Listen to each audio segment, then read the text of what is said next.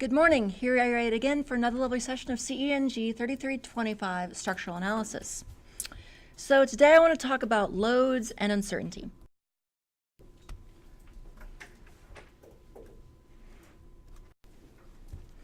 I want to talk today about loads and uncertainty.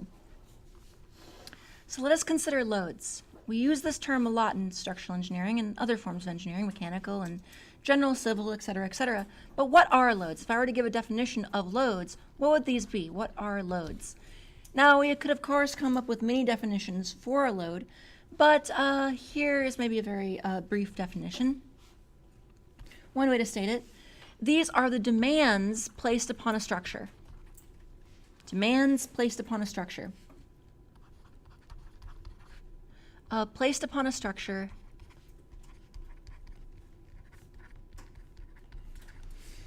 that results in forces and deformations inside a member.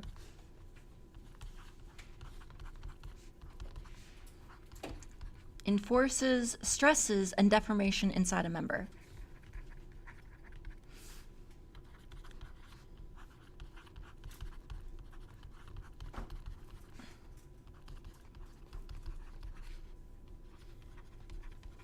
Or inside members. So the basic idea of loads is that loads are usually going to come from the environment. Loads are usually external to the structure. The one exception would be something like self-weight. So loads are from the environment. And then we apply tools like structural analysis, statics, things like that. Applying structural analysis, we can then get member internal loads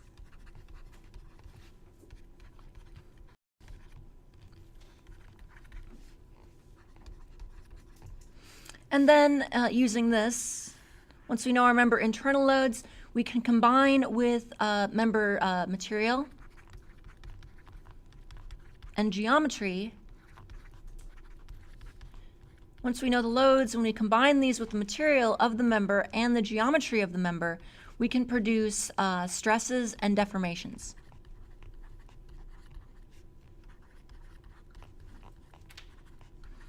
And both of these are critical for the design of structures, or for the serviceability, for the operation of structures. So for example, stresses, it's easy to see why too much stress is going to be a bad thing. Too much stress would be a negative thing. If you have obviously a material can only stand a stress of such magnitude within it. That might be an elastic stress, might be a plastic stress, whatever you're defining that as, or ultimate stress, what have you. But if you have a given piece of material, you can only put so much force per unit area before it ultimately fails. Deformations are also a case of a critical area of structural design. And the reason for that is that, or a critical limit, I should say, because if you have a structure that is deforming too much, that's going to produce great problems to a structure. For example, if your building is, if your beams in a building deform too much, if they sag too much, for example, the drywall might crack or buckle, or the windows might fall out or crack or buckle, or brickwork might be damaged. If you're in a very tall building, like a high-rise building, if the wind is causing excessive deformation at the top, the top floor may be swinging back and forth several feet or something like that, causing great discomfort to the people occupying that floor. That would be an example of a deformation limit. But let's talk about type of load. So loads are really what start everything, what start all of this off. So what are loads, or what are some types of loads? There are a few major types of loads. And we'll look more at this later, but in terms of actual, there are load types that we'll look at in terms of load combinations. But first I want to look at more generally load types, a very general definition of load types. Generally, we have a few things. This could fall under forces, pressures, and accelerations.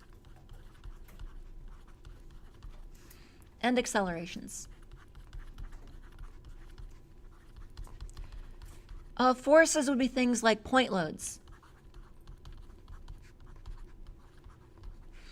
maybe from heavy pieces of equipment in an industrial setting. Heavy pieces of equipment. So you might have a structure that when you're designing so for example, you might be designing a frame to support, maybe you're working in an industrial setting, you're a structural engineer working in some sort of industrial setting, so maybe like you're designing a refinery or something. That'd be a classic example. Maybe you have a big heavy piece of equipment like a boiler or a fracking column or something like that, some big heavy piece of equipment that you need to support at some location. Well, a point force would be the weight of that object, or a lateral force generated by that object. That would be a point load applied to a structure. Pressures, though, are what we encounter more often in structural analysis, or at least loads from environment. This would be things like wind load. Wind does not, if you think about wind, how it gathers on a building, or how it's applied to a building, the wind doesn't gather up like a laser beam into a single point and direct all of that force against a wall, at one single point. It is distributed over a wide area. Same thing like live loads generally. Live loads, we'll talk more about that later. Those are the loads from any kind of live loads, things like furniture, things like people, things like things we keep in buildings, that sort of thing. Live loads, etc. And accelerations. This is an interesting one. Can anyone give me an example of an acceleration loading? Acceleration loading. Acceleration loading. There's a real big one. Seismic. Earthquakes do not generally impart a fixed load to a structure. Generally what happens is, let's say you have the ground here, and you have a building. We'll draw a couple floors or a very simple frame. No matter how big your structure is, no matter how strong it is going to, in terms of if you look at the actual amount of the Earth's crust that moves during an earthquake, you might be talking about that the wave, the layer of the Earth's surface that those seismic waves are passing through. So you have seismic waves passing through the ground like this. But this isn't really to scale. If you really look at this to scale, it's going to be something like this. Your building is basically there, and it's the ground is transferring vibration through a column of earth like this, if you're really doing this to scale. And even that would not be to scale. This would be like an extremely tall, this would be like a 50-story building, and this would be the actual height of the ground, the depth into the ground that the seismic waves are passing. So in other words, you're talking about a chunk of the Earth's crust that is potentially miles deep. You're talking billions of tons of rock and earth that are moving back and forth. So basically the ground, when it wants to move, it is going to move. The ground is going to move, and because your foundation is embedded and is joined rigidly with the ground, when the ground moves, the bottom of your building is going to move. Your building is going to move in turn. So your building, the mass of your building compared to the mass of earth that is moving around it is nothing. It is a gnat on the back of an elephant. It's absolutely nothing. And so when the ground moves, how we consider things for seismic design is we just assume the ground imparts a certain acceleration. We just say the ground moves with this many meters per second squared of acceleration, or a foot per second squared of acceleration. And basically when the ground moves like that, suddenly these column lines will end up shifted over a certain dimension. So they would be maybe initially like this, and they would be, so when the ground moves a bit to the right, all of the column lines end up shifted. And the shifting, because the adjustment from the, so the ground initially moves over here, but just because the ground moves does not mean the rest of the building instantaneously moves. So the ground moves, then takes a while for the rest of the building to sort of catch up to its own foundation. So the ground moves to the right, then the foundation, then the upper parts of the building follow it, then the ground moves to the left, and the building swings back. And so the way you model that, or the way you calculate that, is not by applying a set of fixed forces to the structure, but by applying accelerations. Other cases where you sometimes see accelerations are during transportation loadings. Transportation would be another case. For example, if you're doing any kind of, I saw this a lot in the offshore oil industry, transportation loading. So if you're designing a transportation loads, if you are designing, say, for example, a platform that's going to be taken offshore and assembled off there or put into place out there, you might have a big topside, which is a big structure on a immense floating barge. But that barge is going to be rocking back and forth in the waves. Now, they make a point not to take the thing out in the middle of a hurricane, so it's relatively minor compared to what the sea can generate. It's relatively minor loadings, but even a relatively calm sea is going to have some lateral, and the boat will, tilt left and right, forward, back, it'll roll, et cetera, et cetera. It has motions to it. It's an object on the waves. And so as the barge that your structure is sitting atop of rocks back and forth, you need to make sure that's not going to put too great of a load onto your big framework so that the whole thing collapses just from the vibration and such. All right, so next, I want to talk about what do we mean by structural failure. So when considering loads, we also need to consider what we mean by structural failure. Or what does failure mean in the sake of structural analysis?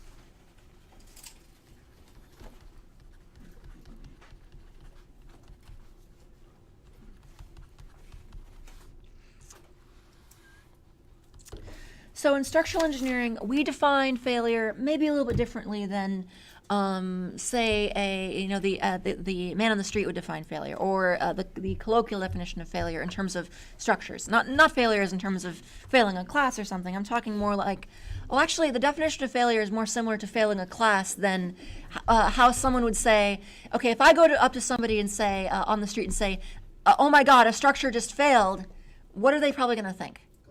They're going to think the building fell down. They're going to think the bridge fell down. They're going to think the tower fell down. If I tell someone that a structure has failed, oh my God, a structure has failed, and well, probably because I said, oh my God, but if I tell them that a structure has failed, they're probably going to think that something collapsed. Now, collapse is definitely qualifies as failure, but you don't actually need to have collapse for a structure to fail. So the first thing to realize with structural failure is that failure is unequal to collapse.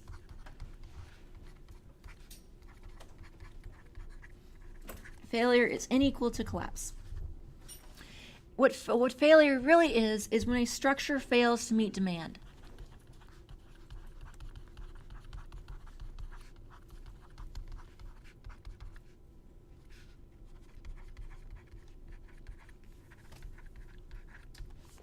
So you see me using this word demand a lot. We tend to use this, we often use this terminology a lot. We kind of borrow from economics sometimes, and we use words like supply and demand.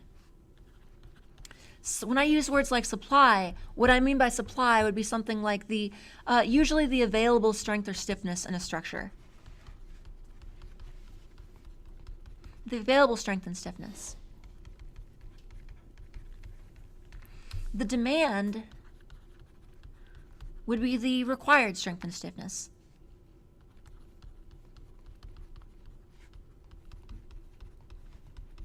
So this is kind of an aside. But if you hear me use those terms, that's what I mean by that. That's what that refers to. So back to failure. What does that mean, though? So what are some examples of this? So if it is a failure to meet demand, well, we already kind of discussed this a bit. Basically, this failure can come from two cases. We can have excessive forces,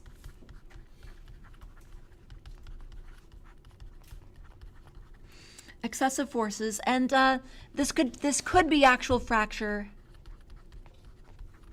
or it could just be okay. So if you have excessive forces, you could have actual fracture. That would maybe be a definition of excessive forces. You're literally loading a member more than it can ultimately take. But we can also have excessive stresses.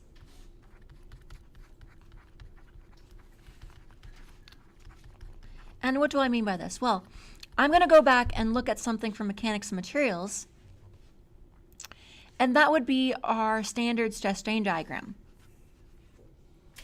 So if you remember our classical stress-strain diagram, stress and strain here.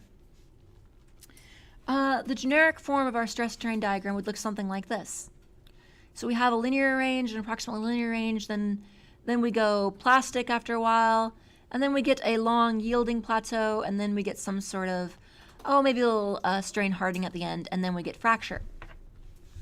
Now, obviously, if your stress exceeds the ultimate stress, then you're going to get, then you are going to get failure. And in this case, fracture would be, you would get fracture, and that would be failure. Because if you ever load something up beyond the ultimate stress, it's called ultimate stress for a reason. It can't take more than the ultimate stress. That's simple enough to understand. But oftentimes we'll say, you know what, we'll limit ourselves to just the elastic range. So we might say, you know what, even though we know that this thing can take more, we might design our structure limiting ourselves to just the elastic range. Why would I do that?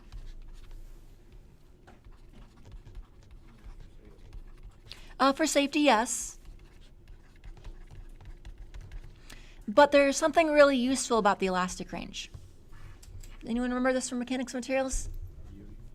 Yielding, yes, basically. So why is it called the elastic range?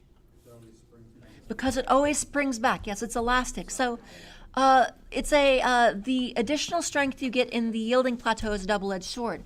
Yes, you get more strength, or you're able to get more stress out of a member, but the downside is you also get permanent deformation. So maybe that's fine for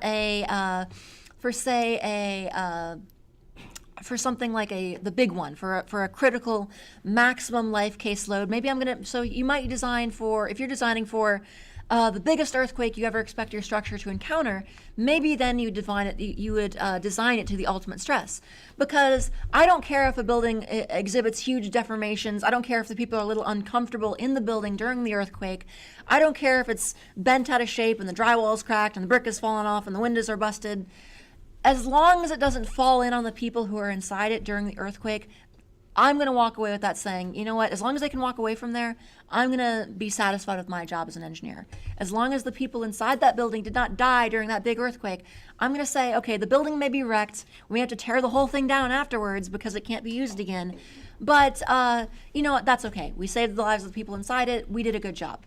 But for everyday loadings, for your normal loadings, for, the type of say wind or storm event you get every month or every year or even every 5 or 10 years, if you're imagine if every let's say this type of storm you get every year, imagine if your building exhibited such large deformations. Say your house, let's say you have brick on your house.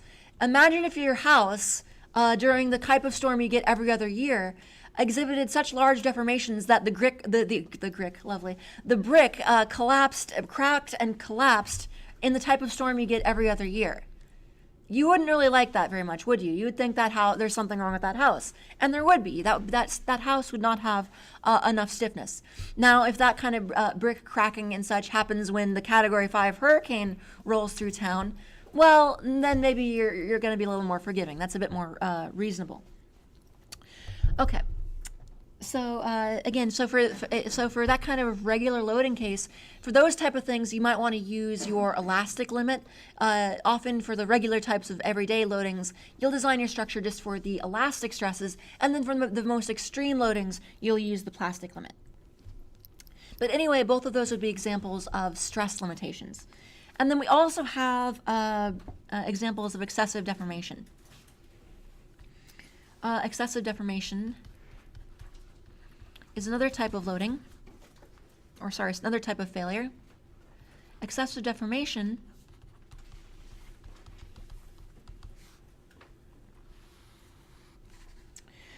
you can have two different types, and possibly more, but two major ones would be excessive deflection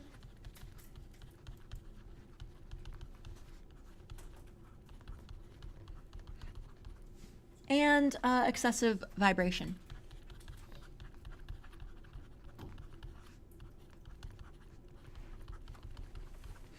And excessive vibration. And excessive vibration. So deflection, again, that would be when for example, a beam is deflecting. That would be a beam is bending under load. If it bends too much, even if it's not, just like we've discussed, even if it's not going to fail, or sorry, not, I got to be more precise with my language. This would still be a form of failure. Even if it's not going to fracture, even if it's not going to cleave in two pieces and fall down and land on somebody's head, if it's bending too much, that would be excessive deformation. Again, because a classic example would be brick or drywall or windows popping out. The type of materials we finish walls tends to be fairly brittle materials. If you ever put drywall up, you know that drywall is a relatively brittle material. And so if your beam bends too much, the beam supporting the floor or that wall bends too much, the drywall will crack and that will be a problem. Or you could also have something like if you are for example, if you are walking across the floor and you can feel the floor bend underneath you as you walk, that's just discomforting to people. People like to stay in buildings that they can't feel the ground vibrate underneath them or bend underneath them as they walk. Even if it's perfectly strong and safe, it's not going to collapse. Even if it's mathematically and by the laws of mechanics perfectly safe, nobody really wants to occupy a building where they can feel the ground bend or vibrate underneath them. Then excessive vibration, that's fairly straightforward. If you have for example, if you have a piece of equipment, there is a whole area of structural engineering called structural dynamics that deals with vibration and structural vibration. So, and this can be seen. You can get problematic vibrations in a whole host of areas. You can get them, say, from a whole host of sources. Earthquakes are again a big one. So, for example, if the ground vibrates back and forth, that's one thing, but that's going to generate a certain amount of loads. But where it gets really bad is if the frequency of vibration, the natural frequency, I don't know if you're familiar or not, but every structure, every building, every object has a certain natural frequency to it, and actually more than one natural frequency, but let's just talk about natural frequency.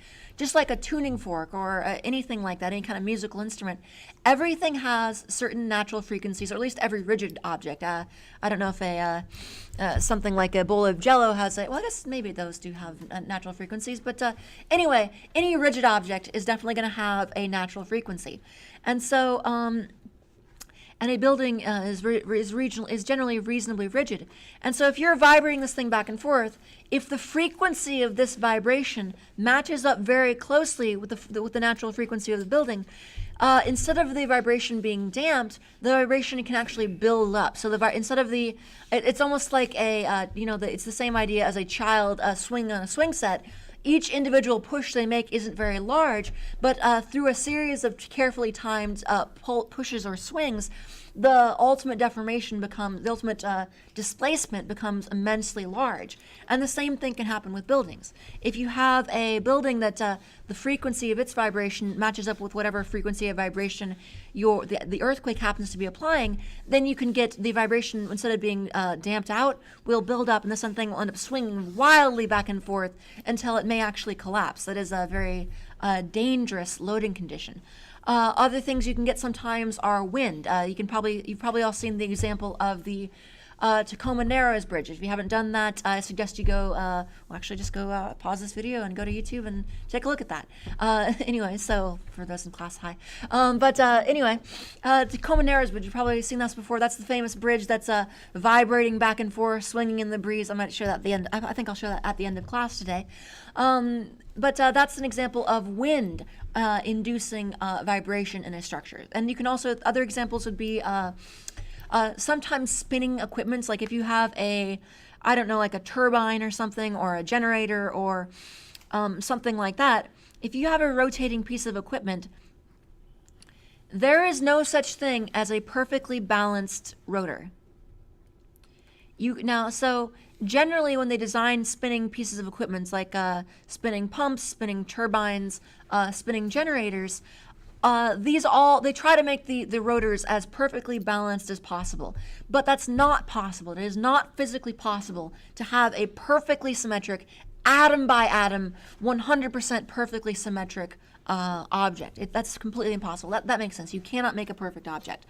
And so there's always going to be one side of this rotor that is slightly heavier than the other side. And because of that, if you imagine there's always going to be a small amount of off-kilter mass. And as that thing rotates around, imagine the effect of that would be very similar to just having a simple ball on the end of a pendulum. Imagine you had a ball on a pendulum that swung around. What kind of forces would that generate on the supports? If this thing was supported on a beam, for example, as this thing swings around, as it swings around, it's going to generate upward and downward forces on the structure. Every time it swings up, when it swings up, it's going to want to take the whole building with it. When it swings down, it's going to force the building down. Left, right, same thing. So basically, if you have a rotating object, it's going to tend to generate vibration. And again, this is generally not a critical design case. But if you had a very large rotating piece of equipment, again, this probably wouldn't be the case for something like a big building, like a small diesel generator on the utility room in a office tower or something like that, a backup generator. That's probably not going to generate enough vibration to really affect the entire structure. But for example, what if you are back at a more industrial setting and your job is you're designing a small structure, you're designing a structure or a platform or a framework to do nothing but support a big diesel generator for an industrial setting or something like that. Well, in that case, that diesel generator may be the only load the thing is supporting. And so the vibration from that may be substantial compared to the overall strength of the structure. Interesting. The vibrations are really fun to talk about, but another interesting case of this is a thought experiment. Would a parking garage perform better during an earthquake when it's full of cars or empty of cars? Why is that? Oh, it's got dampers. Yes. Wait, did I already mention that in this class? Or was that a previous class? That was codes and specs. Never mind. I had all the students in that class last semester in this class, or most of them anyway. Anyway, sorry. But for those of you who are not in my codes and specs class, yes, generally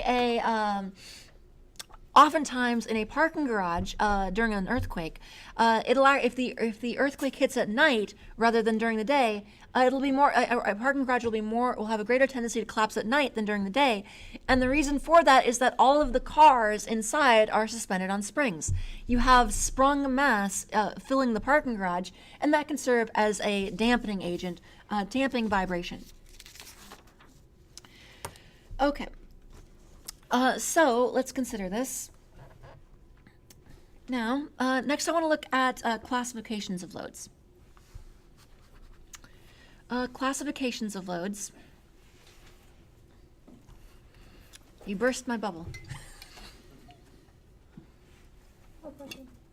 Even in like Houston, do you have to design buildings thinking about earthquakes? Okay, the question is, even in somewhere like Houston, where we're based out of, do you have to worry about something like earthquakes? We'll talk about this actually fairly quickly, and you can see this in the ASC 7. But basically, the amount of loads that you apply to a structure, they are always extremely location based. So there may be in the I'm not familiar with anyone designing for it, but there may actually be some tiny bit of seismic loading you would have to design structures for in Houston for earthquake.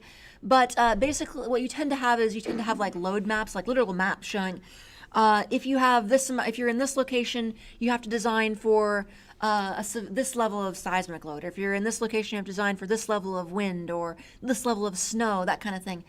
You don't have to design for a lot of snow load in Houston. There may be we can occasionally get some snow, but it's really not a substantial structural thing. Actually, we got snow just a couple weeks ago, but again, we got ice. But while ice, we missed the first 2 days of the semester due to ice. But while we do get ice, it's not really a structural load in the sense that we can get if we get a thin layer of freezing rain on our roads, that can cause lots of traffic accidents and such, but we don't generally get enough ice or snow that can actually cause dangers to structures. Up north, if you're, say from where I come from Iowa originally, and if you're designing a building up there, well, if you're familiar with how things get up there in the winter, anywhere in the Midwest or up north, et cetera, you can get quite a bit of loading, or quite a bit of snow loading. You might have a big, building, or even a house during the middle of winter, there might be a foot of snow on the roof. And so your building needs to be able to take that kind of load. And if it doesn't, well, you can have problems. And there are cases during big snow events that sometimes roofs have actually and do actually collapse in some cities because of snow loading. They can cause collapse. So sometimes in times where there are very intense snowfalls, people will actually, hire people or do it themselves, go up on their roofs and scrape off the snow and just pull some, or get a tall rake or a pole or something like that, and just try to pull as much of the snow down as they can off their roofs, because they're looking up there and saying, man, that's a lot of snow. I hope the roof's okay. And so they'll try to effectively shovel their roofs to just get as much snow off as they can. But anyway, so I next want to look at classifications of loads. So classifications of loads, let's consider this. And there's 3 types I wish to discuss.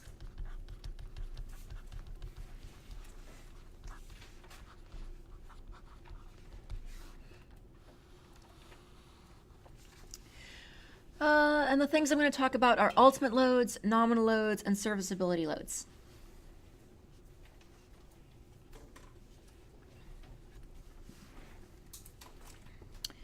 Ultimate loads. Actually, let me do nominal loads.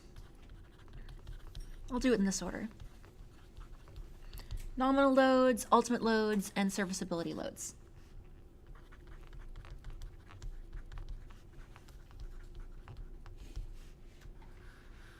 And serviceability loads.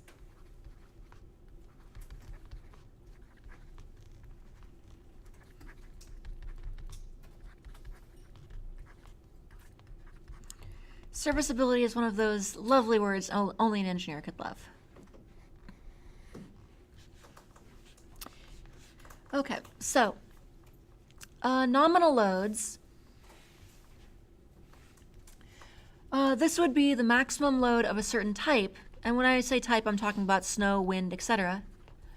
The maximum load of a certain type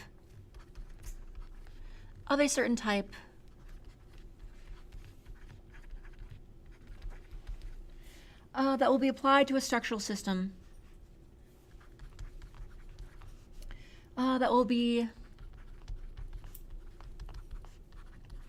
applied to a structure over its design life.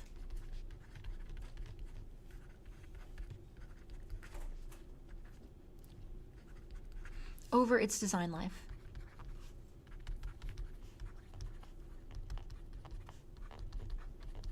Over its design life.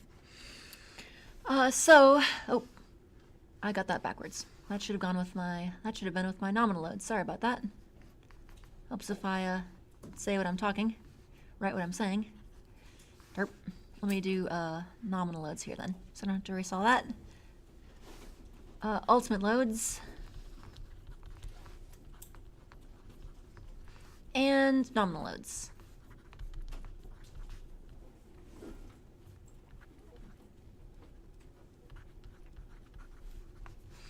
And ultimate loads, these will be the maximum total load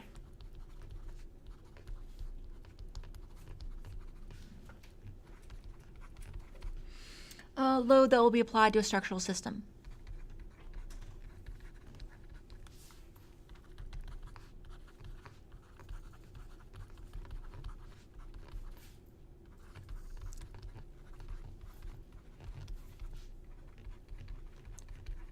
And so essentially it's made up of a combination of nominal loads. Made of a combination of nominal loads.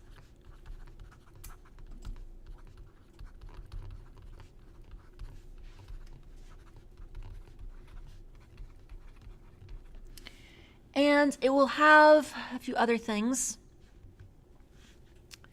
We'll have some way to consider uncertainty.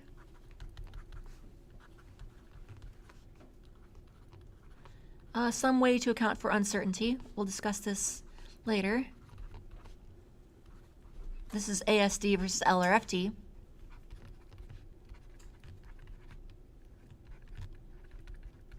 Some way to account for uncertainty, and typically this is used for strength design.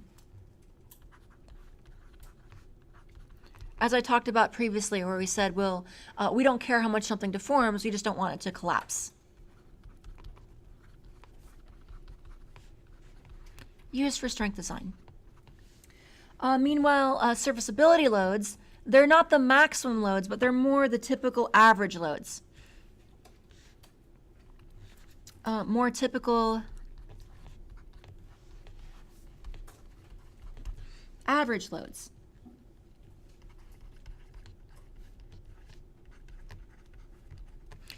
And often these are described through the code, or often defined through the code.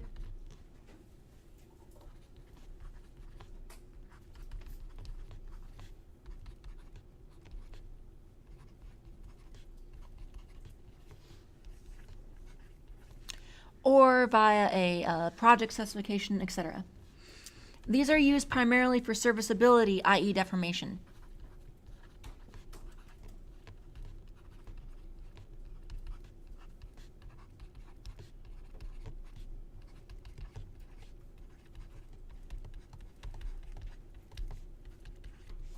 I.e. deformation.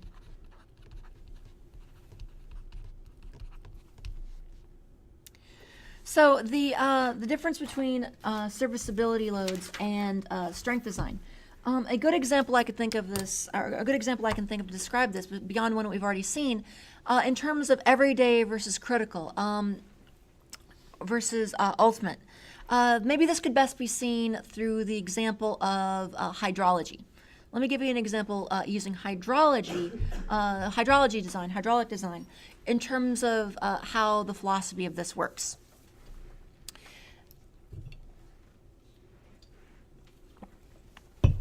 Okay, so let's consider this. So example of serviceability versus ultimate, hydrology example. So we've already discussed how this would work for, say, a strength versus deformation, but a hydrology example, I like to use this because it has some terms that you've probably heard before, especially if you're in Houston. Serviceability versus ultimate hydrology example.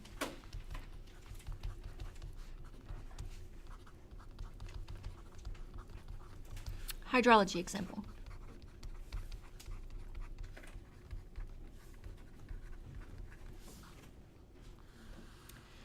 So consider this for a moment. You've probably all heard of things like 100-year storm, 1,000-year storm, 10-year storm, whatever. Most of you probably heard that before. Even people who don't have an engineering background have probably heard that term before. Heard those terms, 10-year storm, 100-year storm, 1,000-year, etc. etc. But what does this mean? What does a 10-year storm mean for those who've had Dr. McDowdy's hydrology courses? It's frequency. It's 1 over the frequency, essentially. So a 10-year storm essentially means that a 10-year storm would have a 10% chance of occurring per year, or a storm of or greater than that size. 10% chance per year. A 100-year would be a 1% chance per year. And this might be defined, usually this is defined in terms of rainfall, like X percent over, 6 inches of rain over a period of 5 hours, or whatever it may be. And then a 1,000-year storm. This would be a 0.1% chance per year. So there is, for something that is a 1,000-year storm, we would say that we are, based on our best estimates, there is a 0.1% chance of a storm this strong or greater, or strong being defined in terms of rainfall, this strong or greater applied per year. Now, how would you actually design for that? So let's say I was, so obviously designing a building for rainfall is very different than designing for a storm. But what I might do if I was laying out a neighborhood, say I was laying out the elevations for a neighborhood. Maybe I'm designing a new subdivision, and I want to, and I am tasked with, this is more of a general civil engineering task. I am tasked with laying out the lots are be, where the streets are going to be, where we're going to cut and fill, where the elevation of the houses are going to be, that sort of thing. And so maybe what I might do is I might use something like this. I might design it such that for a 10-year storm, I might design and also I'd have to design all of my storm drainage systems, my detention ponds, my storm drains, my storm sewer systems, all of those kind of things. So all of those would be sized together based on a certain set of design assumptions. What I might do is I might use I might use the following design cases.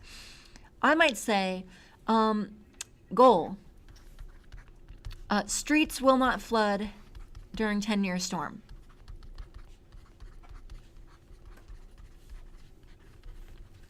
Maybe that would be my serviceability case.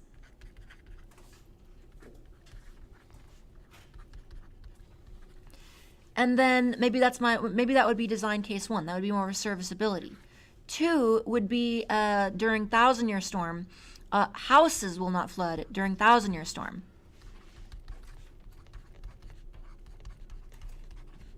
So this is sort of the definition between serviceability and ultimate.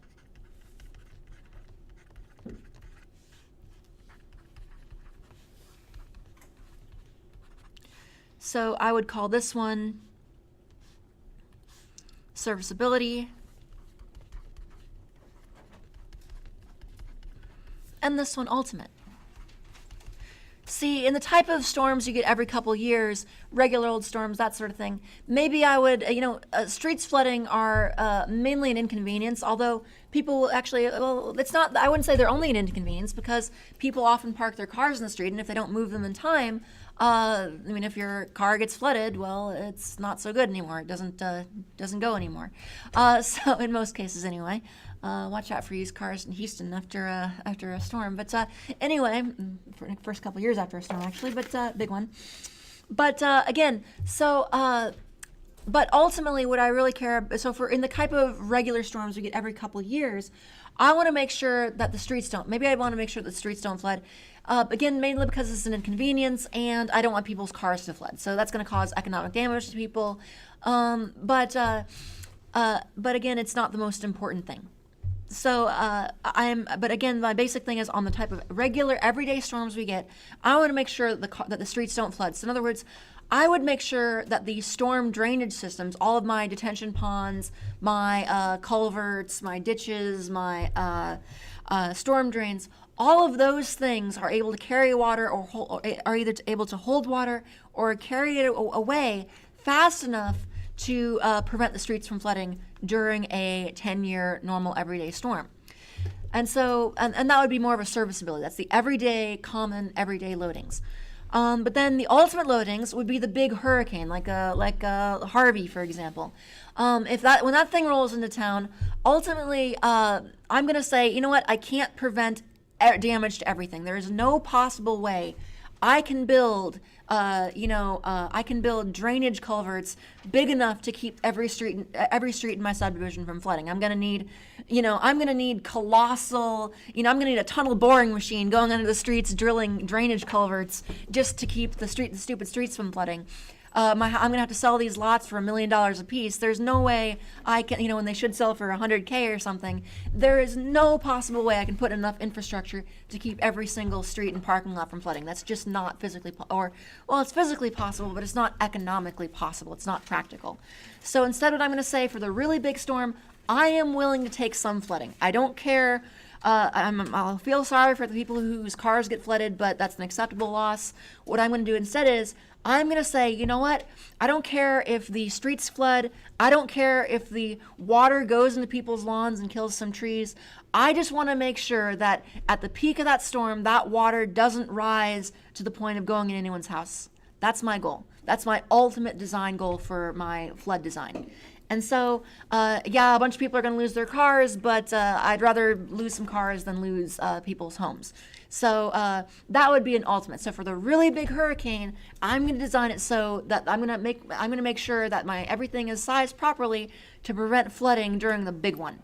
And so prevent flooding of homes during the big ones. That's another example of serviceability versus ultimate. So, and we have the same we could think of all sorts of examples, but we have the same central philosophy in many different areas of civil engineering. We can have the same thing for, flood design, for For structural analysis, we could think of examples for transportation, that kind of thing. For Houston here, your serviceability loads would likely be something like your traffic at I don't know, 10 a.m. on a weekday. Maybe that's your everyday loading, and traffic demand loading, and your ultimate would be something like commuting time, rush hour.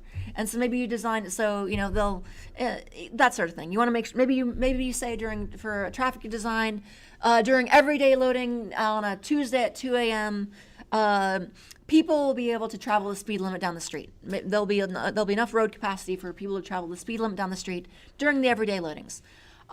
During the regular day-long loadings. Then during rush hour, maybe we have something that on the freeway, people be able to travel at least 30 miles an hour or something like that when there's a big traffic jam, or 20 miles an hour, or whatever we design for. So, but again, it's always going to be down to a balance of capacity and capability versus cost. Because we could design everything for the ultimate for all cases, but usually in almost every case, that's not going to be practical. So, in structural analysis, in structural design, the reason we can't design everything for the ultimate is, again, it comes down to money.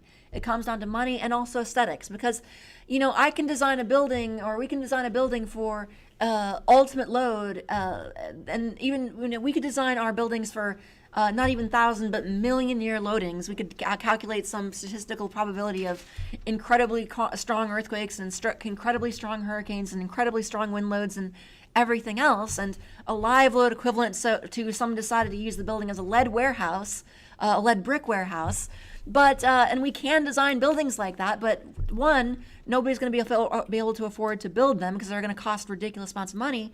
And two, nobody's going to want to live or work in them because they're basically going to be bunkers. You don't want to actually live in a bunker, and your walls and floors and ceilings are going to be so thick. At that point, you might as well just literally drill a hole in a mountainside and live in an actual bunker. But anyway, okay.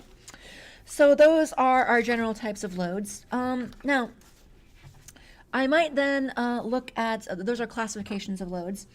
But then I might look at types of loads, and this is going to be fairly straightforward.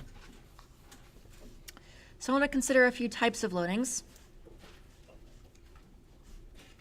And then in part 2 of this lecture, I'm going to discuss how we combine and factor loadings.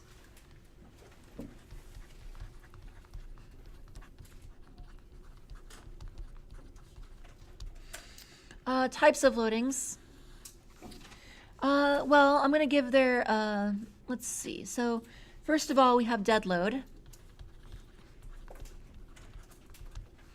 This is pretty simple. This is the simplest one to understand. So, dead load. This is load produced by the weight of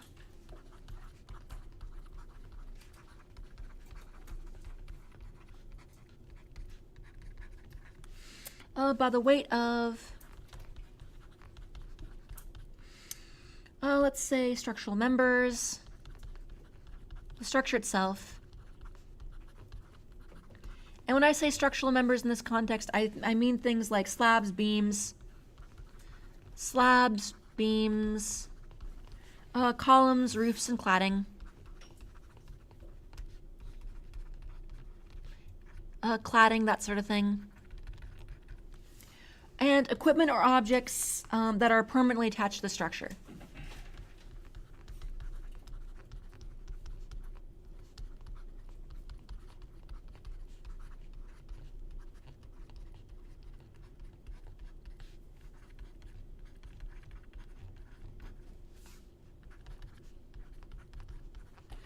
So generally, things like equipment is going to be a live load rather than a dead load, but especially if it wasn't if it wasn't generating any vibration, there may actually be cases where even big, heavy pieces of equipment might be categorized as dead load. For example, if you have a great big factory and there's a great big boiler in there somewhere that the design life of that boiler is longer than the design life of the factory, and you're expecting that boiler is going to sit there 50 years and do its job until the factory needs to be torn down and it's built right into the factory wall or something like that.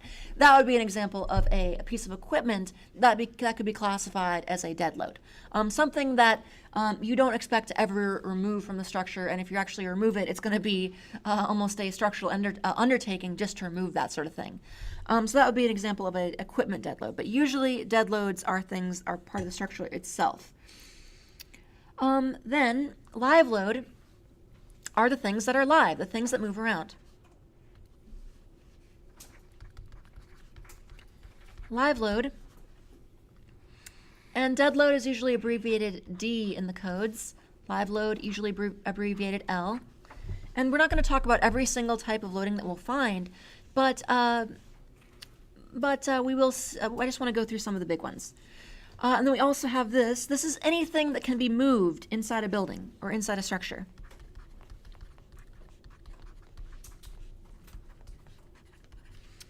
Can be moved in or out of a structure.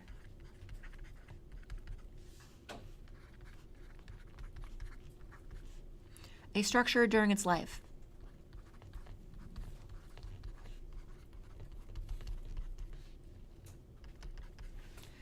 So for example, common things include what can move? Well, looking around the classroom here, I see lots of things that can move. I see obviously all the people and all of us here are the students, etc. Everything you have with you, all of your belongings, backpacks, bags, that sort of thing. The tables and chairs in the room, the desk I'm sitting at, all of these are live loads. Now, also an interesting thing though is, what about the walls? What about the drywall? Is that a live load or a dead load? That in certain cases, walls are a really interesting one. Interior partitions are a very interesting one. They can be a live load or a dead load depending on context. See, for something like a house, like a residential house, usually I would consider those to be dead loads because typically you don't actually move the interior partitions of houses around that much. They tend to, unless you actually. It's very rare to actually move. Sometimes you do minor renovations and things, but it's very rare to substantially move. You don't move the walls in your house around every couple of years. But consider something like an office building. If you have an office building, if you say you build a 20-story office building, when your plan, if you are a developer to building one of those buildings, your plan is to sell office space, maybe parts of a floor, maybe entire floors at a time, a chunk of the building, whatever, or not sell, but rent office space to clients, to other companies, on leases of usually not one, more like 2 5-year leases, etc. And every time a company moves into the office building, oftentimes what they do is they put up their own partition walls. They tear down the old walls, or if you're the landlord, maybe you already tear them down when the old people move out. And because different companies will have different need for different floor layouts. Like maybe one company wants nothing but offices. Maybe one company wants a big open area where they have cubicles. Maybe one company wants a space for lots of meeting rooms, whatever. So if you're designing if you're operating with a office building, for example, if you're designing an office building, you don't want to lay out a floor plan and design your structure such that it will only be able to really support that floor plan very well. You design it so that it will work for any conceivable floor plan. You design it so that the wall partitions can be moved around at will. In a big office building, you can move those interior partition walls wherever you want, and it's not going to affect the design of the structure, the capacity or the performance of the structure, I should say. It's designed; those things are designed so those interior walls can be anywhere. But something like a house, you're often designing those. So, for example, where you might have bedroom walls, and you've designed those on the floor below. You designed so there are supports directly underneath those bedroom walls. For example, if you're going to start moving around interior walls in a house, usually that's something you need to bring an engineer in for. If you're moving the walls around in an office building, as long as you're not knocking down any columns or beams or something, if you're just moving drywall, putting up new metal studs, that kind of thing, and throwing in new wiring. You don't even need to bring an engineer in those unless you're talking about a network or electrical engineer or something like that. That would be more an electrician than an electrical engineer, really. But if you're knocking out big walls in your house and moving all your walls around, you better bring an engineer in, a structural engineer in, or unless you are a structural engineer, then maybe you can get away with not bringing an engineer in. But you better have someone with engineering expertise looking at it, or you may find your house falling in on you. Again, so examples of this, and also, Different structural areas, and typically how this works is the code will prescribe different levels of live load based on areas. They'll be usually classified in pounds per square foot, so PSF. There'll be depending on use, there'll be a certain amount of live load that you have to design an area for. And so, again, different structural areas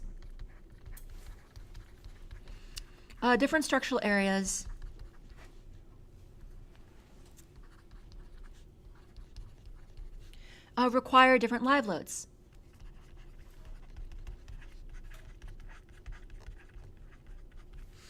Live loads. So you have things like classrooms in an educational setting, something like bedrooms in residential, and then you also have things like hallways and stairways, and hallways/stairways, especially emergency stairways, and libraries. And the actual amount, the PSF that you'll have to design these for will depend on their purpose.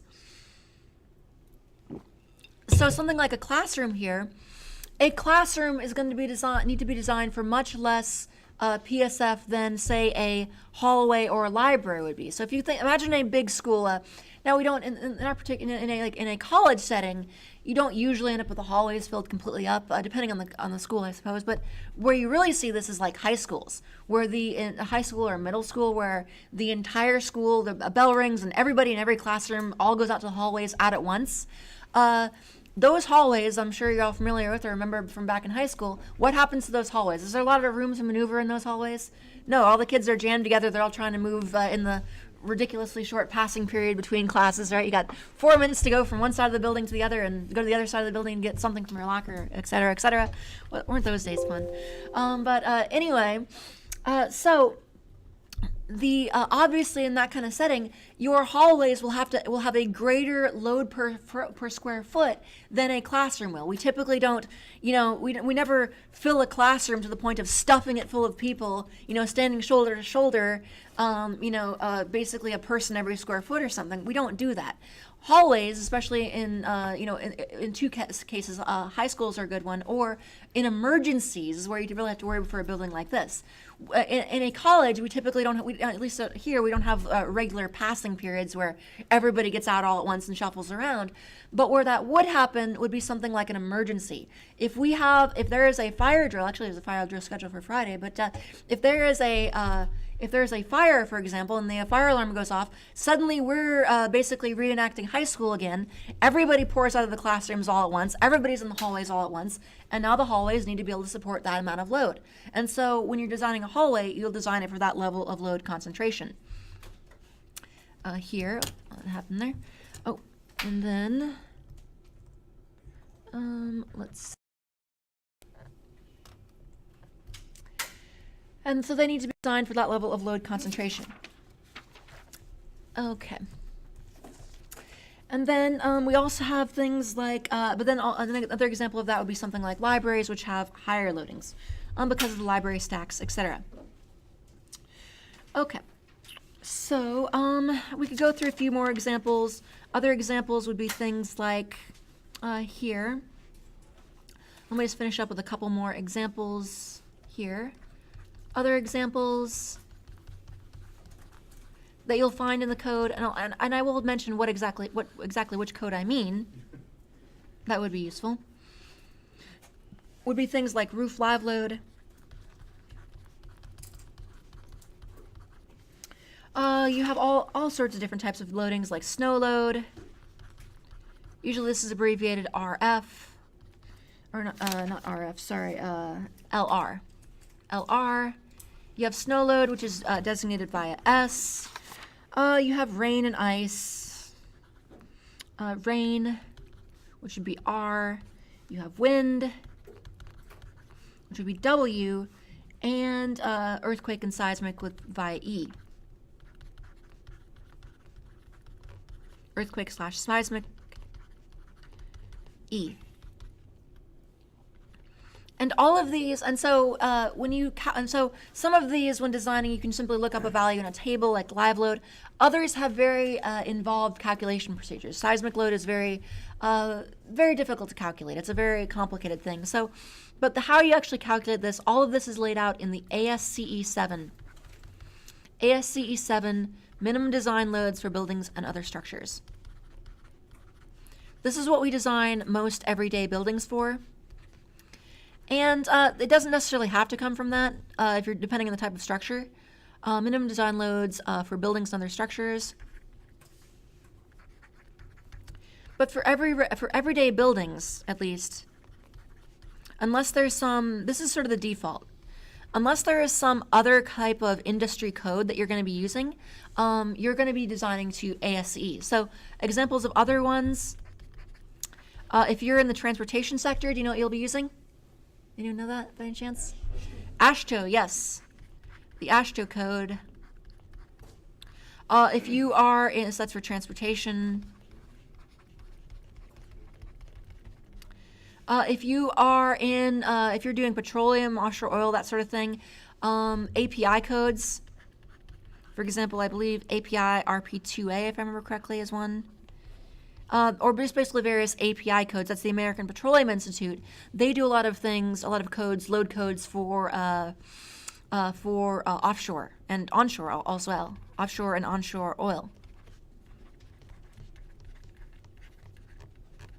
And so basically for certain industries and even some big clients, if you're designing for a big company, they may have their own standard load cases.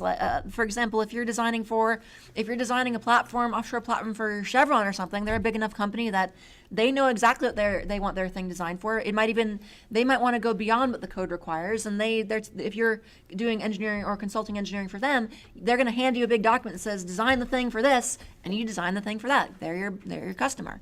And so anyway, so this is laid out through ASCE 7, and we'll talk more about that in the next video. So, all right, or in the next lecture.